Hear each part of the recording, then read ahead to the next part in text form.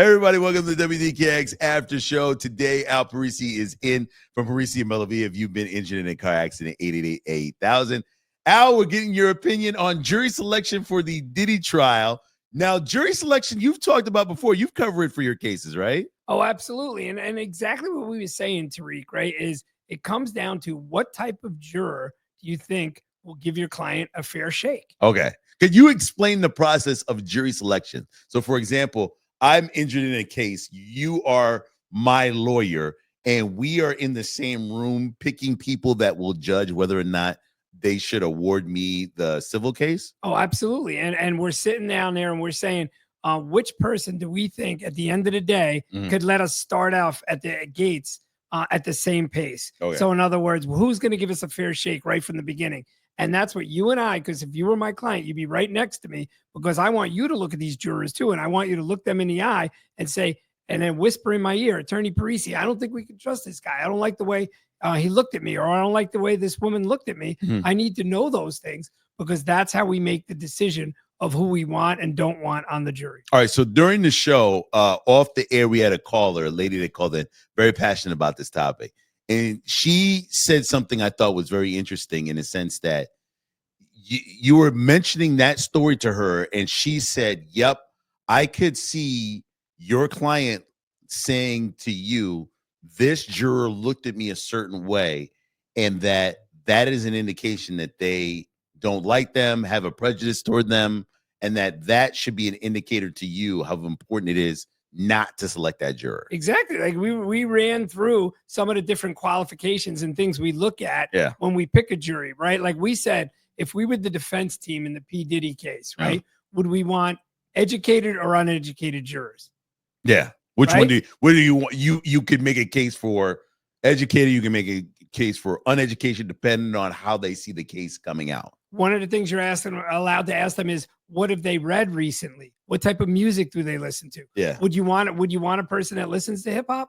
Yeah, that's a really good point. If I'm on the case and I want Diddy to win and I'm arguing for him, then yes. Okay. And then how about even a gender, male or female? You think you'll get a fairer shake from a male or from a woman? Maybe a male, I guess, depends on how much of a structure they have in their household, how much they value women. I mean, it's interesting. You know, people with money or without money. You know what I mean? Does that matter, Al? Do you think people who have money, built themselves up like Diddy did, see him differently than somebody who has got a career and lives their life, I wouldn't say check to check, but is in pretty decent shape going forward, see him differently, like those type of things? Absolutely. In terms of race, gender, ethnicity, all of those things will come into play, and they'll have a team of professional psychologists listen to the answers to the people in terms of what types of things they're reading. And the two things they'll pick for you, right? Those jury selection people that help the lawyers at that level is they'll pick for you not only who should and shouldn't be on the jury, but also who's going to be the foreperson of that jury, who's going to take charge in that courtroom and in that jury room, who's going to be the person that sways people to their facts as opposed to somebody else's facts. You said something on the radio show about the facts being molded. What does something that doesn't have anything to do with what you're being charged with? So I think from my recollection, Diddy is being charged with sex trafficking and racketeering.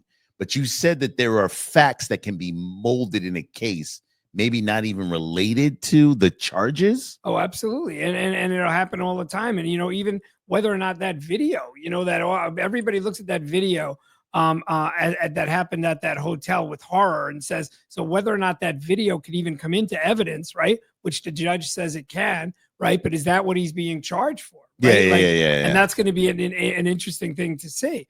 But all of those aspects come in at trial.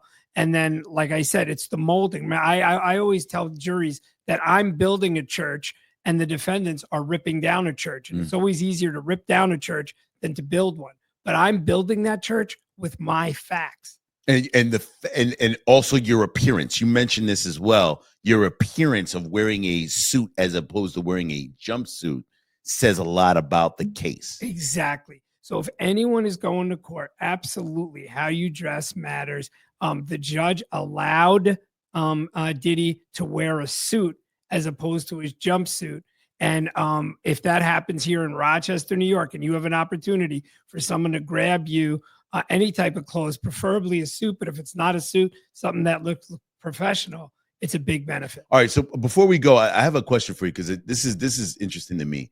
Are you telling me that any bit of a slight advantage could make the difference as to whether or not someone wins a case? Not the facts specifically, how they look, their demeanor, looking up, confidence, eye contact, in anything that they do as far as a human being goes, volunteering at their church or whatever it is that they do, gamble too much or whatever it is, could slightly push somebody in a favor, not based on the facts of the case, just on the morals and ethics of the person.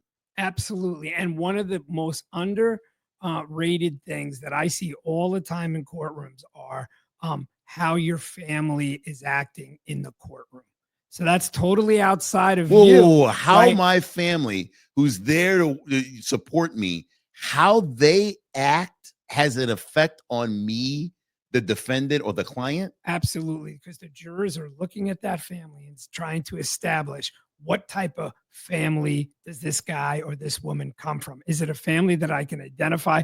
Oh my God, there's his girlfriend or his wife crying with their kid in the first row, or are they acting out like he didn't do it and acting out in the courtroom? All of those things matter. So that's why it is a bit of a play.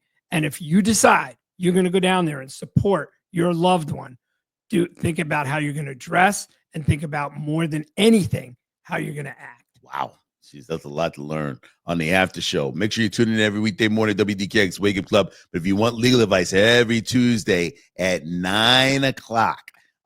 Every Tuesday at 10 o'clock. It used to be at 9.